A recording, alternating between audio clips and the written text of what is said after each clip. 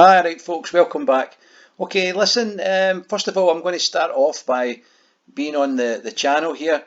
Thanks to yourselves, the channel's doing really well. It's got 1,760 odd subscribers, so thanks very much. I know I can see when each and every one of you subscribes, and it's very much appreciated. Goes a long way in terms of the YouTube algorithm. We've got a lot of content. I've had over, the channel's had over 530,000 views, over 500,000 views. That's reaching a lot of people.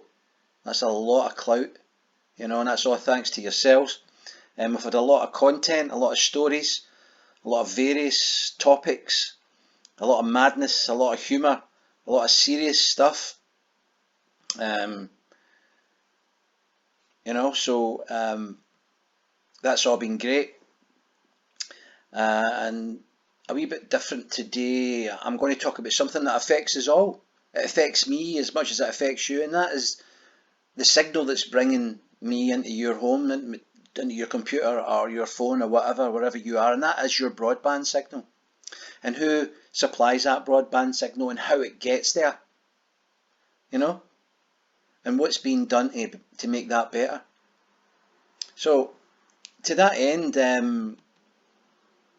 I started looking into it a wee bit, and as you know, I don't know which particular service provider you've got, but as you mainly know, that the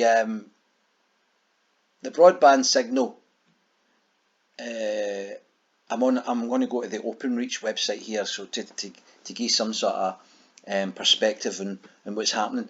And in order to do this, I need to kind of go back in time slightly. So if you bear with me, it's as well you find out about this this way, as opposed to just diving straight in. But because I found out some great information that's affecting Glasgow, and not only Glasgow, but at least, you know, like Edinburgh, Glasgow, Kilmarnock, Whitburn, Broxburn, and it's all to do with super fast fibre to the premises provision being made by Openreach. But we'll go into this. But first of all, I have to take you back in time slightly. Now, you remember, before there was the internet, you just had copper wire coming to your house, all right? It was just from the exchange. Let's use this example here. So see, we are here. So the wee building at the top there is the exchange. And what you've got there, ignore that ADSL just now, but just look at the wee brown wire heading out. It goes to the wee box at the end of your street, the wee green box where you would see an engineer working, and then it would leave that box and then go straight to your house. And that was how you got your phone line. But with the invention of the internet, what happened was the technology was developed, and it was called the ADSL technology, and they utilised that copper feed, that wire feed, your phone line. They utilised that infrastructure to take it via the wee box straight into your house. But we all know in those days, when you started your computer up, there was a modem in there trying to connect with the internet and with servers, and it was screaming its head off. And eventually, when you got connected, you could basically put out some email and look at bits and pieces, but you could never, I mean, the streaming technology that's here today didn't exist, but you could never have done anything like that. But in the future, people were starting to talk about broadband. You want broadband. And that's what you eventually started getting, was broadband, but the speeds were always really limited. So Openreach, and you may know them as BT, but it's technically a company called Openreach now, because there's been a sort of separation between the group that builds it and the retail side like BT. But however, you've got Openreach here. They decided, along with BT, to create another type of infrastructure that was going to utilise some extra faster speeds. So it's very difficult, and the technology really doesn't exist, to take this new technology straight to your house. And the technology I'm talking about is fibre. There was a new process invented whereby you could stretch glass, and it could be miles long, all right? And it gets so thin, it's microns thin. But you can utilise that, and you can send a light signal along it, which is much faster than going down wire, isn't it? So what they decided to do was to try and get this to people's houses. But how do you get it to the house? You can't start taking fibre into every single house, or that's the way they thought in those days, because it was a mammoth project. So there was a sort of halfway house, and the halfway house was to bring the fibre from the exchange, bring it all the way out towards the wee green box at your house, and then build another green box, another cab right next to that one, and connect the two. So they brought really fast fibre from the exchange all the way to that cab, and then they would make a connection between that and your phone line, and then it would run to your house. But if you look at the diagram, it still leaves that cab on the existing copper line. And what does that affect? Well, what does that do? Well, that slows it back down again, doesn't it? So you've got super fast broadband hitting the cab, but by the time it gets to your house, it starts to slow down. So that isn't future-proof, is it? Technology is moving that fast. You've not just got mobile phones wanting bits of your bandwidth. You've not just got Xboxes. You've got smart TVs now. You've got streaming TVs. You've got smart fridges. Holy Toledo, you've got smart light bulbs. Do you know what I mean? So this isn't going to end. This is going to be forever. The bandwidth is going to be sucked out of your internet, right? So what's the answer? Well, the answer is fibre straight into the premises. So the technology now exists to do that. All right. So all new builds, or the majority of new builds in the last 4 or 5 years, if the builder has been up to date on it, up to speed on it, they've been taking fibre to the premises straight into people's houses. There's no slowdown, there's no copper involved. Whatever you pay for, you get it with whomever you're with, whichever ISP you've got. They'll utilise the infrastructure that Openreach would put in the ground. That's the deal. But it's still left a big gap for existing properties. And here's where this new scenario comes in. So there's an Openreach engineer there, right? So basically, I've done a wee bit of research here, and BT, via this man here, Clive Sealy, he's the CEO of Openreach. And I've done a bit of research on this guy. He's a technical guy. He's not just been parachuted in. So he's come up through the ranks. He knows all about technology, and he's dedicated to bringing super fast fibre into everybody's home. And if you add to that, notwithstanding that, the recent announcement by no less than Boris Johnson himself in the House of Parliament that he's looking for 25 million homes to be fed by fibre, and the key word is fibre. So that's fibre to your home, fibre to the premises. And this is what this article's about, right? And it affects Glasgow. I'll go into that in a wee second. So it says here, 36 new locations will benefit from our future-proof broadband over the next 12 months. Now this is on the Openreach website, and I'll put the links for this in the description so that you can go and read it yourself. And I encourage you to go to the Openreach website, because it's quite interesting what they're doing. All right, and it's useful in terms of finding out what's happening. So anyway, it says it's been built on a massive scale. Every 30 seconds he's passing a home or business with a new future-proof full fibre network, and that's what it's about, future-proofing, right? It says today we've announced 36 new locations, Glasgow among them, where we will be building our new, faster and more reliable broadband over the next 12 months. He says that he's hoping that they're pressing ahead with their investment in a multi-billion pound fibre programme, and they remain on course to hit a target of 4 million premises by 2021.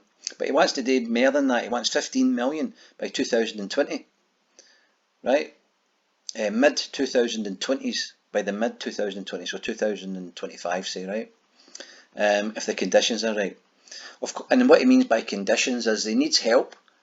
You know, they need, imagine the size of that project in the UK. So that company needs a bit of help in terms of government help. They need help in terms of the investment that they're going to put in it. They need the conditions to be right. And what he goes on to talk about is, I don't know if it's tax relief or business rates or whatever, just to try and cope with that sort of investment. And that there is a guy, that's fibre.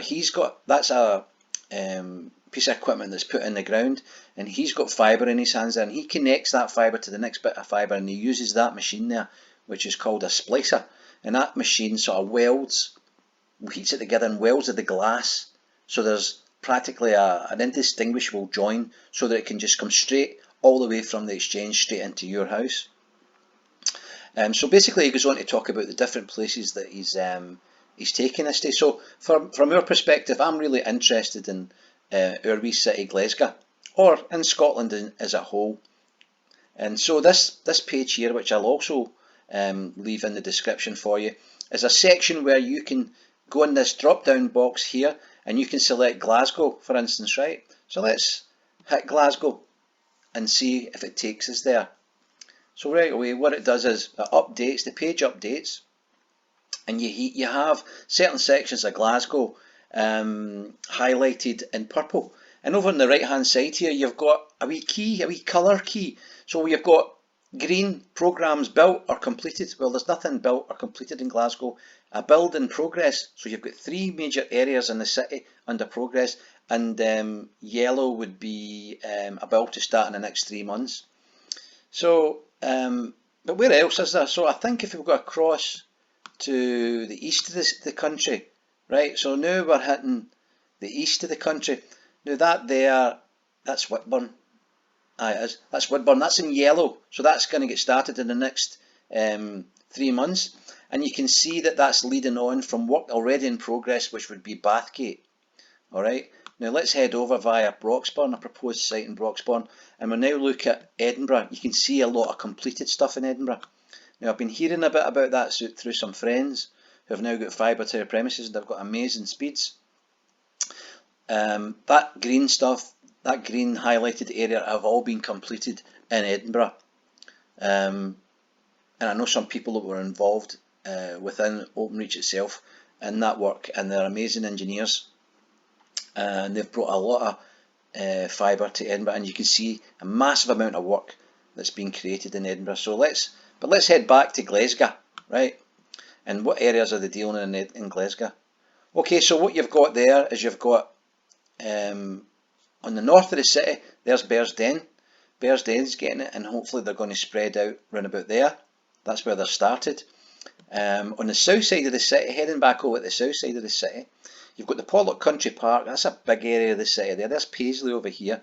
That's Barshaw Park. That's Pollock Country Park. That'll be Bellahouston Park there. So that's a huge area. That's the Paisley Road,